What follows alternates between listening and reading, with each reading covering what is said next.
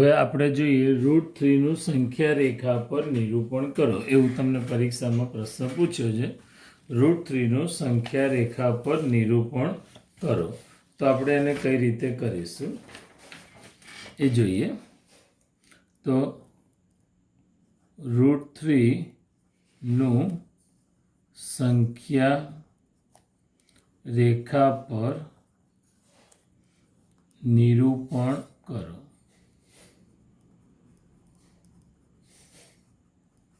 અથવા દર્શાવો. બરાબર, તો કઈ રીતે દોરીશું? તો પહેલાં એક સંખ્યા રેખા દોરીશું. બરાબર, હું પેનનો ઉપયોગ કરીશ દોરવામાં. તમારે એટલું ધ્યાન રાખવાનું કે રચના દોરવામાં પેનનો ઉપયોગ ના થાય, બધે પેન્સિલનો જ કરવાનો હોય. હું પેલું ડાર્ક આવે એના માટે પેનનો ઉપયોગ કરતો હોઉં છું. તો પહેલાં એક સંખ્યા રેખા દોરી દઈશું ચોક્કસ.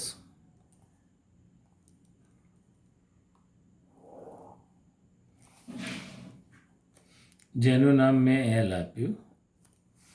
હવે એલ ઉપર કોઈ એક બિંદુ છે, એ બિંદુને સંગત બિંદુ ઓ છે અને ઓને સંગત સંખ્યા 0 છે. એવો નિયમ છે કે કોઈ પણ રેખા ઉપર અસંખ્ય બિંદુઓ હોય તો એ દરેક બિંદુને સંગત અનન્ય એક અને માત્ર એક જ સંખ્યા રેખા પર મળે. અને એનું ઊંધું, સંખ્યા રેખા પરની દરેક સંખ્યાને સંગત અનન્ય બિંદુ રેખા ઉપર મળે. એટલે એક બિંદુને એક સંખ્યા વચ્ચે સંબંધ હોય. બરાબર, એટલે આપણે અહીંયા ઓ છે બિંદુ, એને સંગત સંખ્યા 0 છે. હવે મારે √3 દોરવું છે, તો એના માટે પહેલાં √2 દોરવું પડશે, પછી √3 આવશે. બરાબર, ક્રમ. તો પહેલાં એક એકમ માપ પસંદ કરવાનું. હવે એક એકમ તરીકે તમે કોઈ પણ આંકડો લઈ શકો. એક એકમ માપ તરીકે તમે દરેક વિદ્યાર્થી અલગ અલગ લેતો હોય. કોઈ એક એકમ તરીકે 3 સેન્ટીમીટર હોય એને એક એકમ ગણતું હોય છે. કોઈ 4 સેન્ટીમીટર હોય એને એક એકમ ગણતું હોય છે. કોઈ 1 ઇંચને એક એકમ ગણતું હોય છે. કોઈ 2 ઇંચને એક એકમ ગણતું હોય છે. હવે એ એક એકમ તરીકે તમને જે અનુકૂળ પડે એ માપ લઈ શકો. પણ તમારે એટલું યાદ રાખવાનું કે તમે એક એકમ તરીકે ધારો કે તમે 4 સેન્ટીમીટર લીધા, તો જ્યારે એક એકમ બોલો ત્યારે તમારું માપ 4 સેન્ટીમીટર થવું જોઈએ. 2 એકમ બોલો તો 4 ને 4 8 સેન્ટીમીટર થવું જોઈએ, ધ્યાન રાખવાનું. અહીંયા હું એક એકમ તરીકે 3 સેન્ટીમીટર લઉં છું, એટલે સંખ્યા રેખા પર 3 સેન્ટીમીટર એટલે એક એકમ માપી હું અહીંયા એક બિંદુ મેળવું છું. બિંદુનું નામ એ આપું છું, એને સંગત સંખ્યા 1 થશે. પછી કાટખૂણિયાથી તમારે એ બિંદુ આગળ એક કાટકોણ ત્રિકોણની રચના કરવાની છે, જેમાં કાટકોણ ત્રિકોણ OAP રચવાનો, જેમાં PA નું માપ 1 એકમ હોવું જોઈએ. એટલે કાટકોણ ત્રિકોણ OAP રચ્યો, જ્યાં PA નું માપ કેટલું હોવું જોઈએ? 1 એકમ હોવું જોઈએ. બરાબર, હવે અહીંયા આ OP જોડી દો. હવે આટલી જેટલી રચના કરી એના મુદ્દા આપણે લખીએ. તો પહેલો મુદ્દો શું કર્યું મેં? તો સંખ્યા રેખા L પર 0 એટલે 0 ને સંગત બિંદુ O મેળવી. પછી બીજું, OA બરાબર 1 એકમ થાય તેવું બિંદુ એ સંખ્યા રેખા L પર મેળવી. પછી શું કર્યું? કાટકોણ ત્રિકોણ OAP રચ્યો. કાટકોણ ત્રિકોણ OAP રચ્યો, જ્યાં ખૂણો OAP બરાબર 90 તથા OPA બરાબર 1 એકમ. બરાબર. હવે આ કાટકોણ ત્રિકોણમાં આ 1 એકમ થયું, આ 1 એકમ થયું, તો પાયથાગોરસથી OP શોધીએ. તો પાયથાગોરસ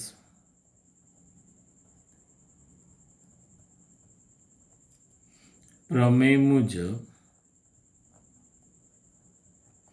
કર્ણકોણ થશે OP થશે, એટલે સૂત્ર થશે OP સ્ક્વેર બરાબર OA square plus PA square. OA 1 એકમ, PA 1 એકમ, 1 નો વર્ગ 1, 1 નો વર્ગ 1, 1 વત્તા 1 2, OP સ્ક્વેર બરાબર 2, માટે OP બરાબર √2 એકમો. બરાબર, એટલે આ જે OPનું માપ છે √2 એકમ થયું. હવે પરિકરની મદદથી આ √2 એકમ લંબાઈ માપવાની O અને P વચ્ચેની. બરાબર, માપી O ને કેન્દ્ર ગણી OP જેટલી ત્રિજ્યા રાખી વર્તુળ રચવાનું, જે વર્તુળ સંખ્યા રેખા L ને B બિંદુએ છેદે. હવે OBનું લંબાઈ પણ √2 થાય, એટલે B ને સંગત બિંદુ √2 છે તેમ કહેવાય. બરાબર. હવે આ વર્તુળ રચો બોલો કે ચાપ રચો બોલો એક જ થાય. તો હવે એ મુદ્દા લખીએ. શું કર્યું? O કેન્દ્ર, OP ત્રિજ્યા લઈ વર્તુળ રચ્યું, જે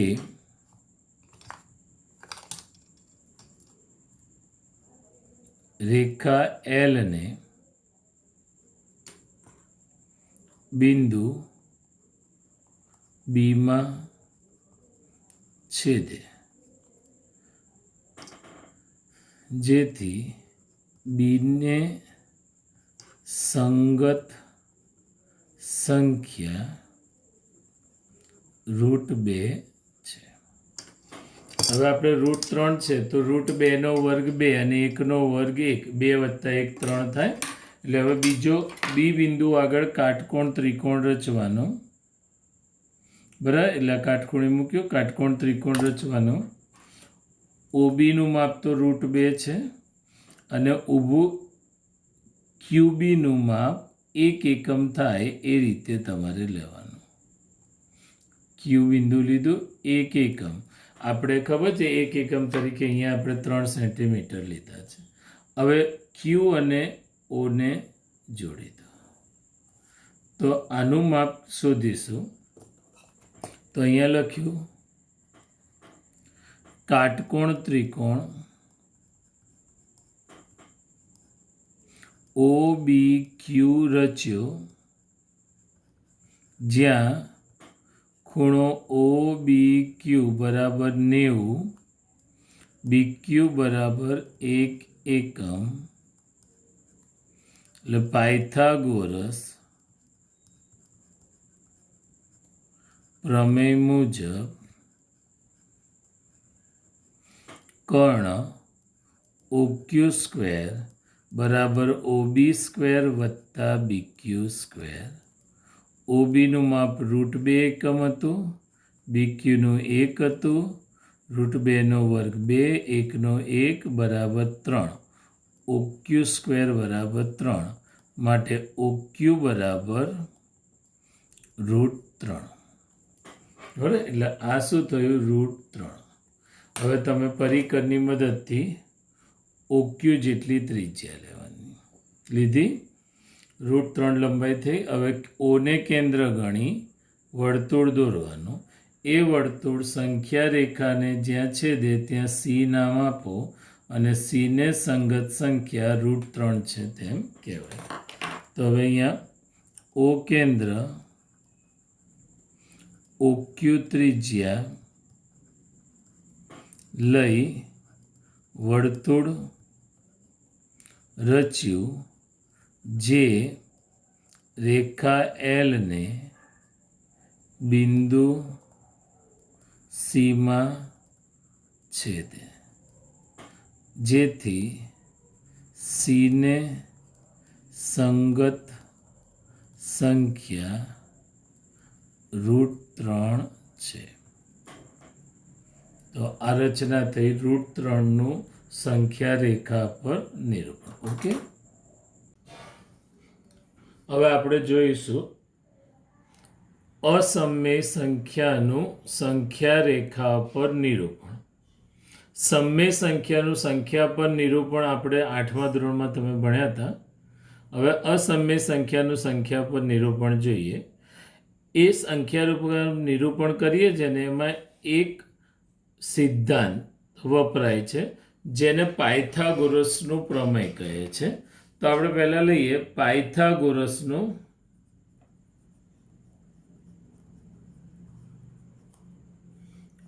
પ્રમેય. તો આ સિદ્ધાંત શું છે? તો કાટકોણ ત્રિકોણમાં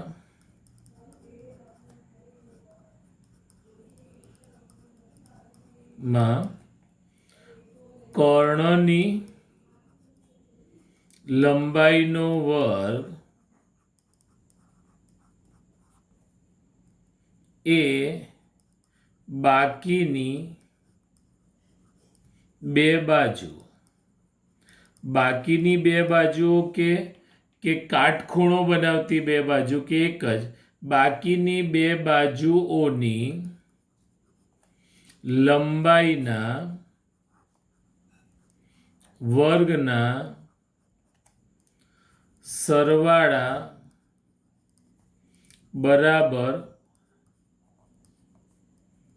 હોય છે. કાટકોણ ત્રિકોણમાં કર્ણની લંબાઈનો વર્ગ એ બાકીની બે બાજુઓની લંબાઈના વર્ગના સરવાળા બરાબર હોય છે. આ પાયથાગોરસનો સિદ્ધાંત છે. પાયથાગોરસ ત્રિપુટીઓ તમારા 8માં ભણવાની આવતી હતી. હવે કાટકોણ ત્રિકોણ છે, નામ આપીએ ત્રિકોણ એબીસી કાટકોણ ત્રિકોણ છે. એમાં ખૂણો બી કાટખૂણો છે. તો કાટખૂણાની જે સામેની બાજુ છે એ કર્ણ કહેવાય, અને આ કાટખૂણો બનાવતી બાજુ એબી અને બીસી આને આપણે એક બાજુ કહીએ, આને બીજી બાજુ કહીએ. તો શબ્દમાં લખીએ તો કર્ણનો વર્ગ બરાબર એક બાજુનો વર્ગ વત્તા બીજી બાજુનો વર્ગ. બરાબર, એટલે ત્રિકોણ એબીસીમાં ખૂણો બી 90 છે. તો ખૂણા બેની સામેની બાજુ એસી કર્ણ થાય, એટલે એસી સ્ક્વેર બરાબર એબી સ્ક્વેર વત્તા બીસી સ્ક્વેર. આ પાયથાગોરસનો સિદ્ધાંત થાય. આ પાયથાગોરસ સિદ્ધાંતનો ઉપયોગ કઈ રીતે થાય એનો આપણે એકાદ ઉદાહરણ જોઈએ એટલે તમને વધુ ખ્યાલ આવે. કે જેમ કે મેં એવું કીધું છે કે ત્રિકોણ પીક્યુઆરમાં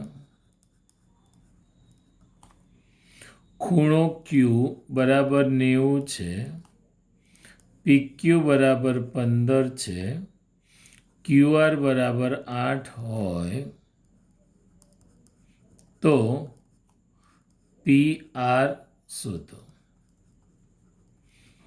તો અહીંયા જો કાટકોણ ત્રિકોણ કીધો છે એટલે પહેલા કાટકોણ ત્રિકોણ દોરીશું. પી ક્યુ આર, ખૂણો ક્યુ કાટખૂણો, કર્ણ કોણ થાય પીઆર. એટલે અહીંયા આ રકમ છે, પરીક્ષામાં રકમ ના લખવાની હોય એટલે આપણે ત્રિકોણ પીક્યુઆરમાં ખૂણો ક્યુ બરાબર 90. પછી પાયથાગોરસ પ્રમેય મુજબ કર્ણ પીઆર સ્ક્વેર બરાબર પીક્યુ સ્ક્વેર વત્તા ક્યુઆર સ્ક્વેર. બરાબર. હવે પીક્યુનું માપ કેટલું આપ્યું હતું? તો 15 આપ્યું હતું, એટલે 15નો વર્ગ. ક્યુઆરનું માપ કેટલું હતું? 8 હતું, તો 8નો વર્ગ. 15નો વર્ગ 225, 8નો વર્ગ 64, સરવાળો 289 થયો. શાના બરાબર? PR square. વર્ગમૂળ લો તો PR સ્ક્વેરનું વર્ગમૂળ PR, તો 289 કોનો વર્ગ? 17નો, તો એનું વર્ગમૂળ 17, તો PR બરાબર 17. મળી ગયું? ઓકે, ખ્યાલ આવી ગયો?